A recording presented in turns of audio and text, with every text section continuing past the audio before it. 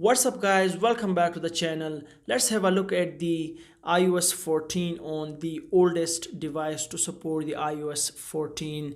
It's the iPhone 6s, and yeah, it's an old device from 2015.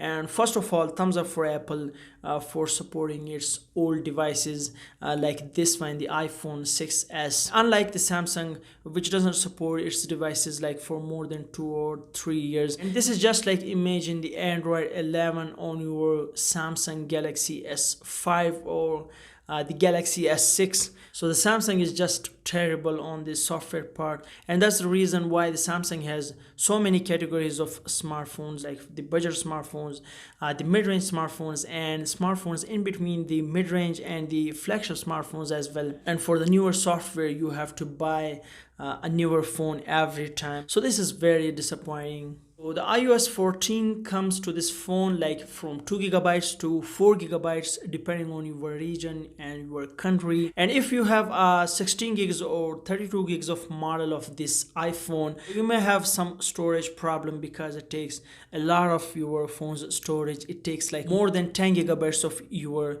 storage. So if you have a 16 gigs or 32 gigs model, you may have some storage problem. And of course, this iOS version is like a bigger version with more features and with newer features, so it should take more space. And of course, it has a noticeable effect on the speed and performance of this phone. This is an old phone with the Apple A9 chipset.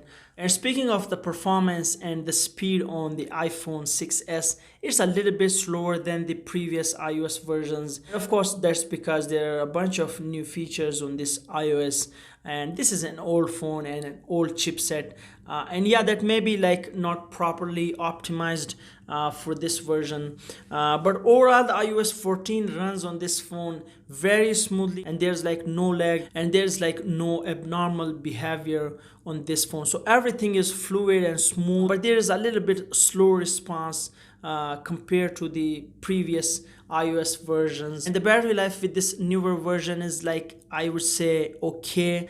That's not the bad battery life compared to the previous versions. Battery life is overall the same, just like the previous iOS 13. But one thing which I noticed that with these new widgets, it drains the battery a little bit more quickly. I don't know what's the reason, but yeah, that may not be like properly optimized. So these widgets drain battery a little bit quickly, but overall the battery life is pretty normal and almost the same like the previous iOS versions, and there is no significant change in the battery life. So the iOS 14 runs on this phone like very smoothly, and there is no problem in the performance. There are no crashes or no lag at all, so there's like pretty much no performance issue. Speaking of the new features, and of course the biggest new feature is these widgets. You can now customize your home screen and you can add widgets, which personally I'm doing like from the past decade on the Android.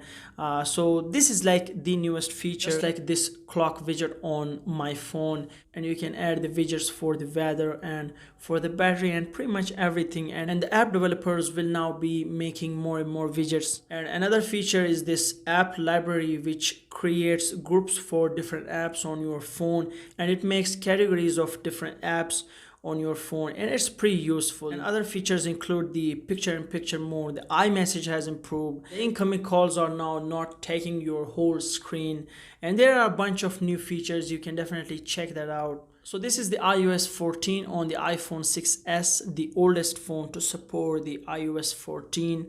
And yeah, that's pretty much it, and thank you so much for watching, and please be sure to subscribe and hit that like. I will see you in the next one.